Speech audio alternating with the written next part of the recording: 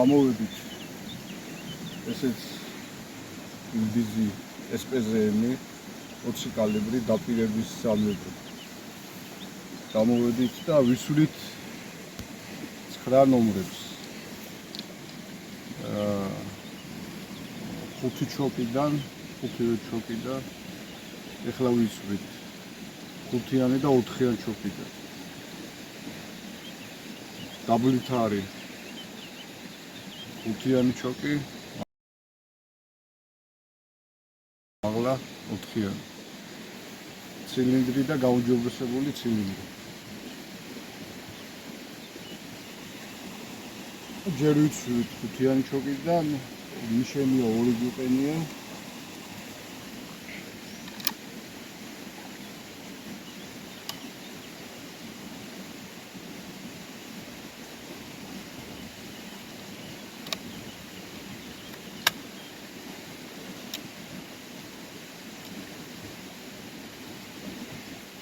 მანძილი დაახლოებით მეხის ნაბიჯებით გადავზომნე არის 25 მეტრი.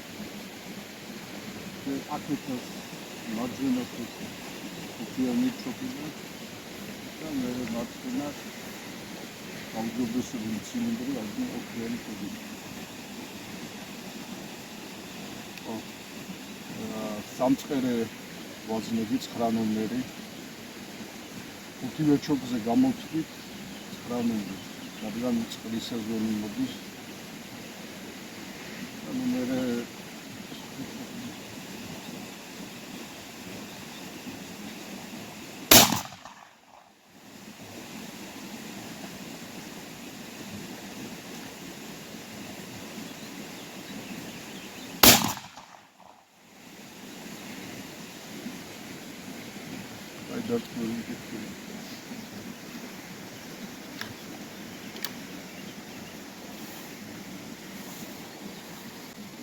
sensazione momento.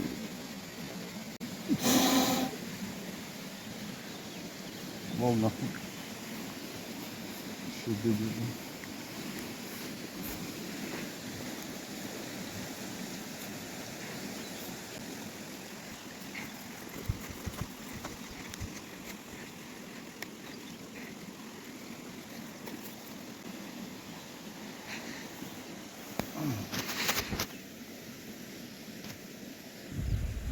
ცილინდრი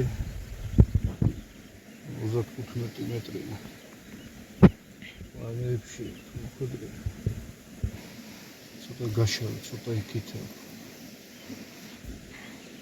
ამას მე სახლში აღნიშნავ მე. ესე გატანებული კია. 9 ნომერს. გაჭრა და ძალა აქვს.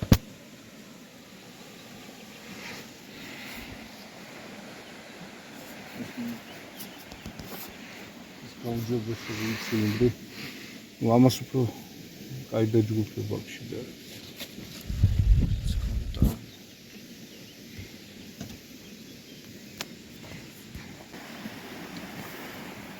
ეხლა ვესურით კიდე 2 ვაზნას.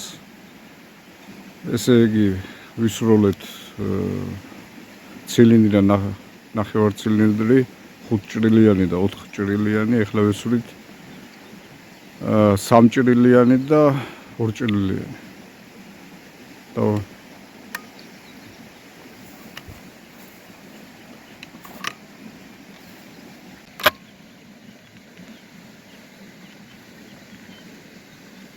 ეს ჩამოწეულია. წინის.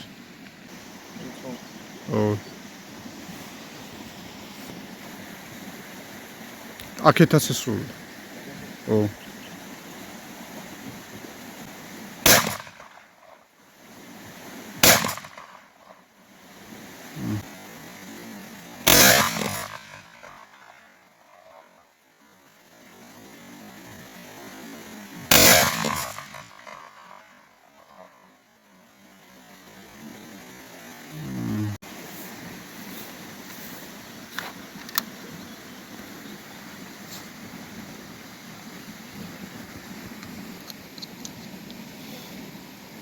წინა ჩოკებია ჩვენი.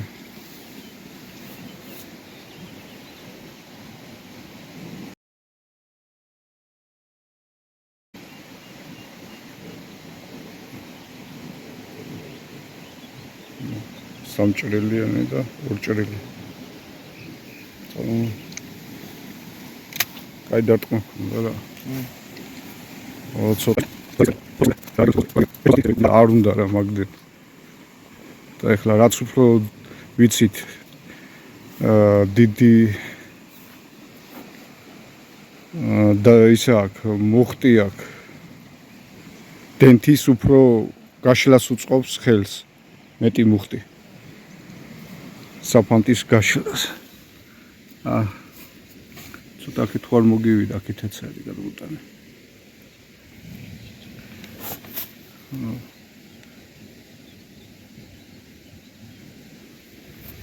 Вообще.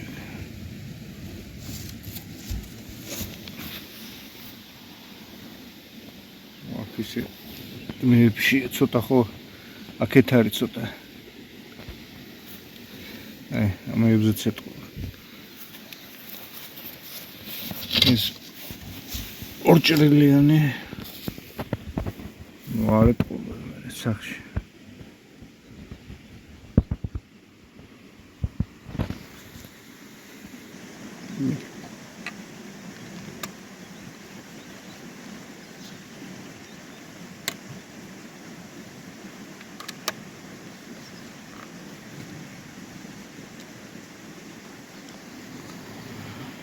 ეხლა ბოლოს სრულა მეხუთე ვაზნა სრული ჩოკიდან. პირველიანი ჩოკი და ანუ დაბლით იმიდან ვესვით. ნუ რა არის ეხლა როგორც პირველად დავამზადე 20 კალიბრის. არის 20 გრამი საფანტი. საფანტს უნდა ცოტა მომატება 1-22 რო გახდეს და დენთი მოვიდა მეტი 1.30 CSB1. და მუხტი ისა აქვს რა, კარგა იგრძნობა. ანუ დენთს უნდა დაკლება და საფანტი ცოტა არის, დენთი არის შედარებით მოჭარბებული და უფრო გაშლას, ნუ მანძილი 35 მეტრია და მაინც სამწყერე იმისთვის ცოტა არ არის, მაგრამ მაინც ის არის, დენთს უნდა დაკლება რა. იმიტომ რომ დენთი რო საფანტი ცოტა იყო, დენთი ის მუხტი დიდი და გაშლას შეუწყო ხელი უფრო. დავაიღო.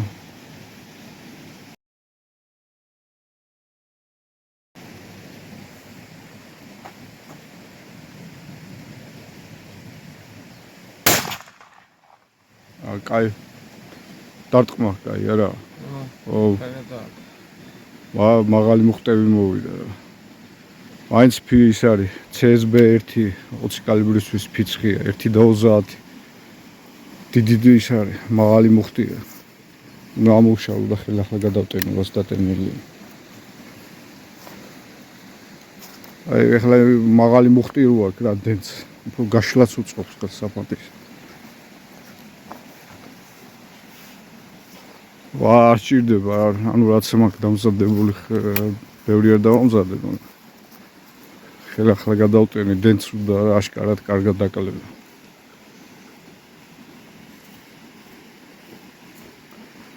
ოცი კალიბრისთვის მაღალი მუხტი გამოდგა დენთი. ამან შედარებით ეხლა მწყერი რო იყოს, მეებში მოხვედა. ეხლა დენთი რო საფანტი ცოტა რო მოიმატებს და დენთის მუხტი დააკლდება, რო დაჯგუფებას მოგცემს.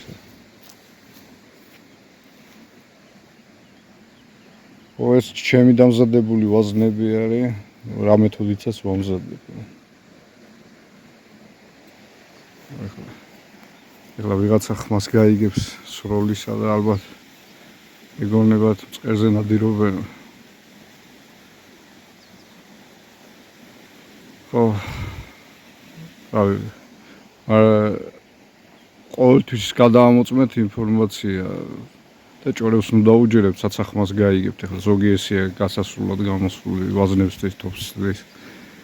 ისე ვინც ბრაკონიერობს, მართლა ფრთხილად იყოს. რაც შეეხება ახალ კანონს, ზოგს ბრაკონიერებს თუ გაგიხარდათ, რომ ცოტათი რომ დააგვიანა, რომ არ იქნებოდა რაღაცა, თქვენ სიხარული დროებითია, მიდის კიდე მუშაობა და მალე იქნება და ის საიგერო სამსახური, რაზეც იყო საუბარი, აუცილებლად ის საიგერო სამსახური მალე იქნება, რამაც ეს კანონი უნდა დაალაგოს. ამ კანონის აღსრულებას უნდა შეუწყოს ხელი.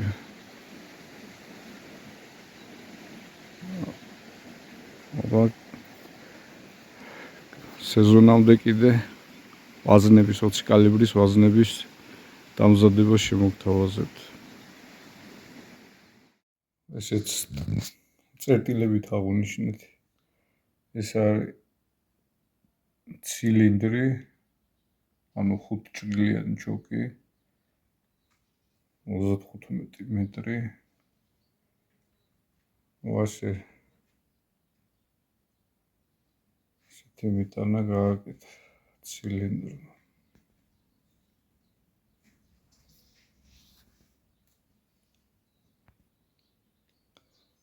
ეს არის უკვე 4 ჭრილიანი გაუმჯობესებული ცილინდრი, 35 მეტრი, 5 ჭრილიანზე უფრო მეტია მიტანილი. როგორც თქვი, 20 გრამი საფანტი და დენთი იყო, მუხტი იყო მეტად მოჭარბებული, რამაც უფრო გაშალა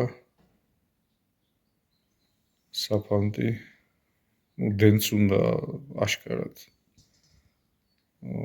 საკმარისია, დაჟე CSB1-ისთვის 1 და 20 საკმარისია, დაჟე ნაკლებიც შეიძლება. 20 კალიბრს მეტი არ უნდა.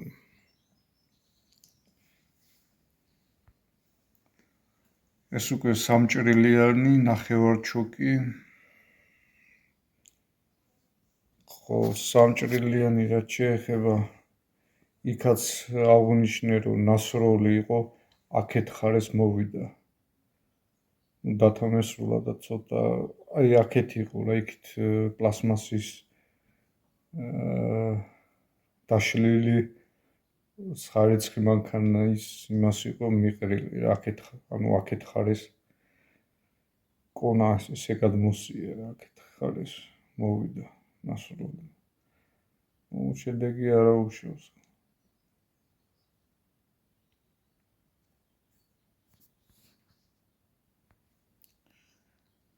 ეს 2 ჭრილიანი ჩოკი, გაუმჯობესებული ნახევარჩოკი. გვაქვს უფრო შედარებით კარგი დაჯგუფება და კარგი მიტანა, ვიდრე წინა ჩოკებიდან.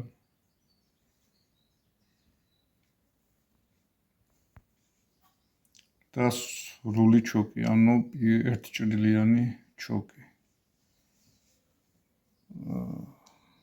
მე მგონი ყველაზე კაი დაჯგუფება ამან გააკეთა.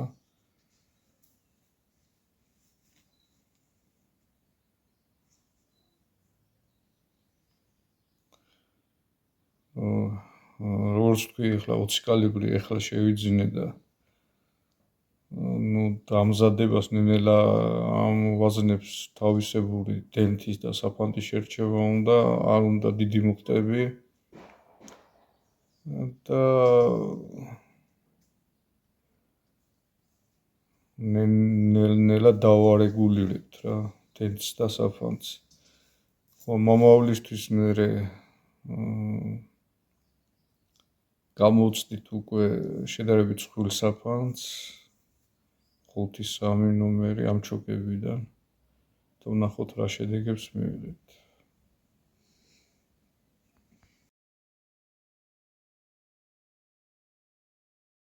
ვის შესახებ კიდევ დამატებითი ინფორმაცია, თავიდანვე არ ვიცოდი ეს მონეტა იარაღის კონდახში რას ნიშნავდა. გადავრეკე აპაჩში, სადაც არ იცოდნენ და გავუკვირდათ. რაღაცას კი მივხვდი. მე აქაც ვიკითხე ამ მონეტა კი არა, მე მეგონა ზედაპირულად გადაკრული. ერთმა ეგეც გითხრა, რომ ჩახურიტეო. მე ერთ სიტყვით თურქეთში დავრეკე ერთ მაღაზიის მეპატრონესთან, რომელსაც სამი მაღაზია აქვს რიზესა და არტაშენში და მან გამიგო, რომ ეს მედალიონი ყველა თოფს, ილდიზის ყველა თოფს არ უკეთდება და მე აქაც დავდებ ახლა ინფორმაციას ხელოვნური ინტელექტით, როგორ მოვიძიე ინფორმაცია და ზუსტად ეს მითხრეს თურქეთში, რომ ეს ერთ სიტყვით ეს მედალიონი უკეთდება არა სერიულ მოდელებს, სერიულად გამოშვებულ თოფებს, არამედ განსაკუთრებულად უფრო საიუბილეო ქარხანას, როცა იუბილე აქვს, მაშინ დამზადებულ თოფებს, ანუ შედარებით უკეთ ხარისხიან თოფებს. გამოდის ამედან თავიდან ვერ მიხვდი და მე ბოლოს მე თვითონაც უკვე რომ დავაკვირდი არ იყო მარკა, უნდა თითით ვაპირებდი აძრობას და მე ჩახრახნა მინდოდა ქამრის დამჭერის, ანუ ღვედის გამოკეთებლის თითით რო ვეცადე და ვერა ვაწერი და უკვე რო კარგად დავაკვირდი რომ არ იყო მარკა და იყო მედალივით, მეც მივხვდი რომ უბრალოდ თოფთან არ მქონდა საქმე.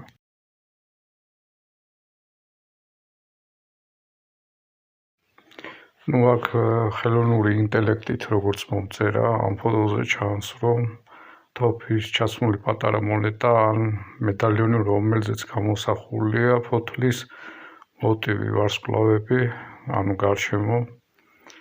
ეს ძალიან წაეგავს გერმანულ და ავსტრიულ წარმოების თოფებზე წარმოებულ აღნიშნავს რა ნიშნავს. აქ მიგონიშნებენ, რომ სიტყვა ილდიზი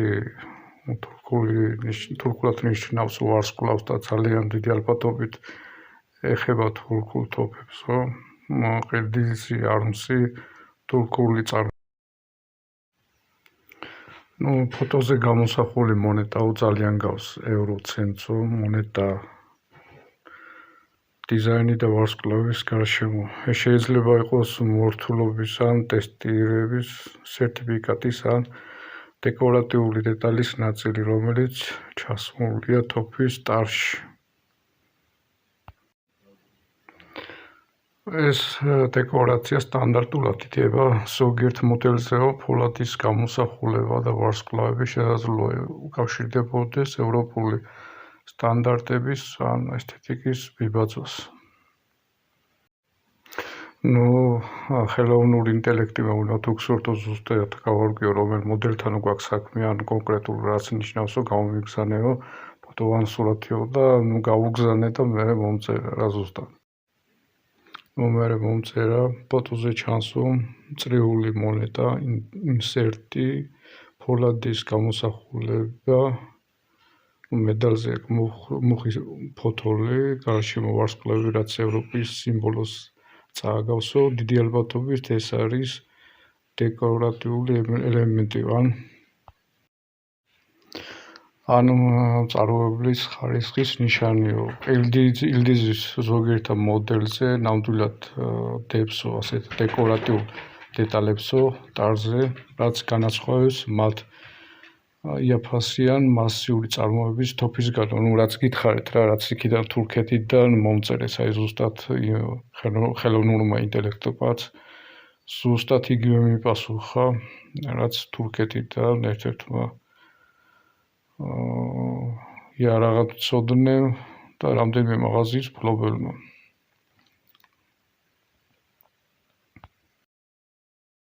აქ უკვე თოფის დატენვა უსაფრთხოებაზე გვესაუბრებიან.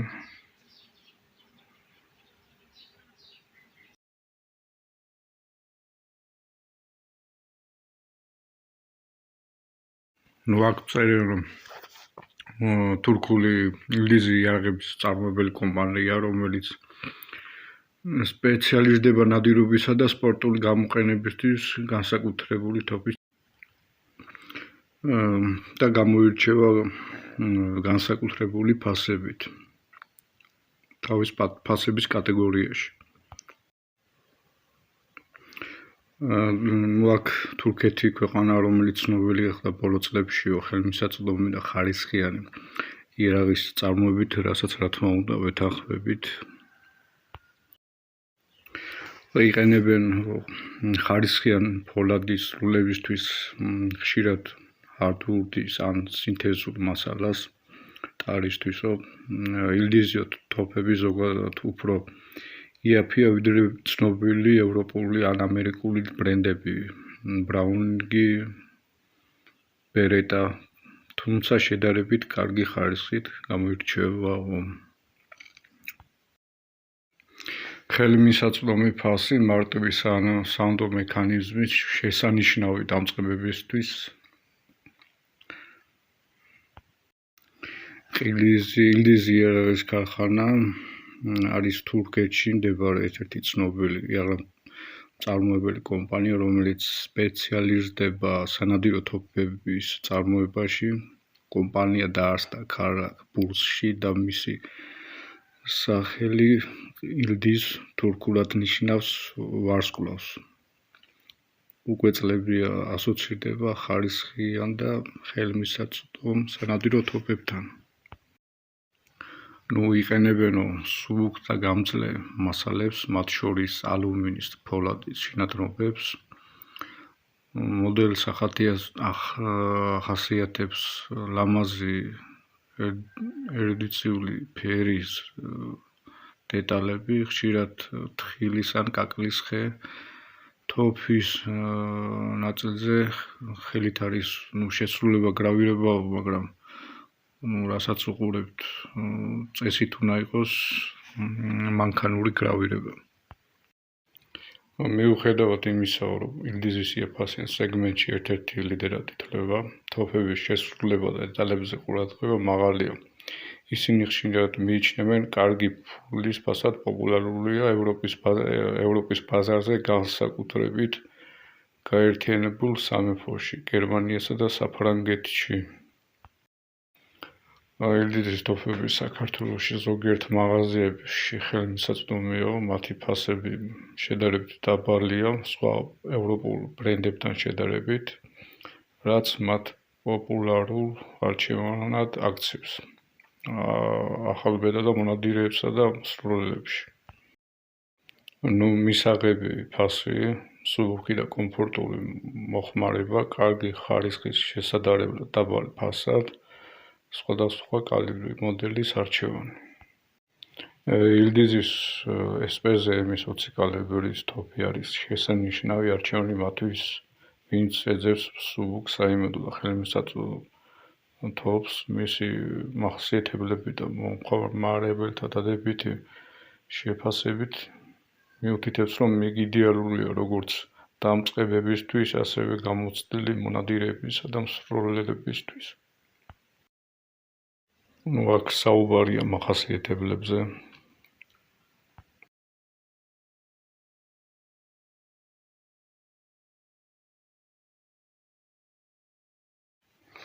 აქ კიდევ ისე მახასიათებლები, რომ სუბუქია და ხელმისაწვდომი ფასებია და წონასთან საიმედოობაო. 1975 წელს დაარსებულა ეს ილდიზის ქარხანა ბაიერში, მცირე სახელოსნოში. დაფუძნებელი იყო ადემ კუზუს მამა, რომელმაც კომპანიის განვითარება დაიწყო მცირე მასშტაბით. აქ საუბარია ელდიზი წარმოადგენს ერთ-ერთ წამყვან თურქულ კომპანიას, რომელიც სპეციალიზებული სანადირო სპორტული თოფის წარმოებაში კომპანია აწარმოებს სხვადასხვა მოდელის თოფებს, მათ შორის გვერდ ნახევრად ავტომატურ და ვერტიკალურ თოფებს და მათ შორის სალიანებსაც. ელდიზის პროდუქცია გამოირჩევა მაღალი ხარისხით, ესთეტიკით და საიმედოობით, რაც კომპანიას ერთ-ერთ წამყვან წარმოებლად აქცევს თურქეთში და მსოფლიოში. როგორც ვიცით, გამოდის სხვადასხვა კალიბრებში 12, 24, 112 და მათ შორის 410 ანუ 36 კალიბრშიც. მათ შორის უშვებს ელდიზი სპორტულ თოფებს, სპორტული სროლისთვის, სტენდისთვის გათვლილი თოფებს.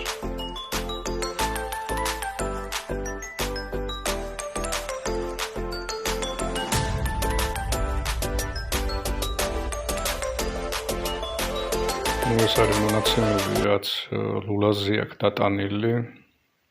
არის 20 კალიბრი მაგნუმის 2076.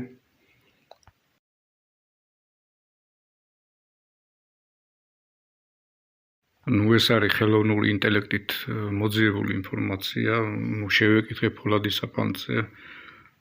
აქ სტელ ფოლადი მარკირება არ ჩანსო, რაც მიუთითე ლულაზე და მონაცემები აქვს, მაგრამ ასეთი მარკირება ჩვეულებრივ ლულის სხვა მხარეს ან ჩოკებზეც შესაძლებელია. მაგრამ ჩოკებზე არავითარი არც წიგნებში ინფორმაცია არ დევს. აქ გვეუბნება, რომ 76 ნიშნავს მაგნუმს, რომ ლულა გათვლილია მაღალი წნევის ვაზნებისთვის. ეს ხშირად ნიშნავს, რომ კონსტრუქციულად შეუძლია გაისრულოს ფოლადის საფანტი, მაგრამ ეს არ ნიშნავს, რომ რეკომენდებულია. აქ მონაცემებია, თუ ჩოკებზე აქ აღნიშნავა, მინიშნება ასეთი, არაფერი ჩოკზე არ აქვს ისეთი, ან თუ წერია ან ლულაზე ან ჩოკზე სტელ, აქაც არაფერი გვაქვს. და თუ ეს წარწერებია მინიშნებული, ესე იგი გათვლილია პირდაპირ ყველა ჩოკი ფოლადის საფანზე. ხელოვნური ინტელექტს გაუგზავნე რა სურათი, მიპასუხა ამ სურათიდან კონკრეტული სტელა მარკირება არ ჩანსო, ამიტომ სანამ გამოიყენეთ ფოლადის საფანცო და ათასტურეთ ჩოკების და ლულის შესაბამისობა გამოიყენეთ მხოლოდ უფრო ფართე ჩოკებიო საჭიროების შემთხვევაში.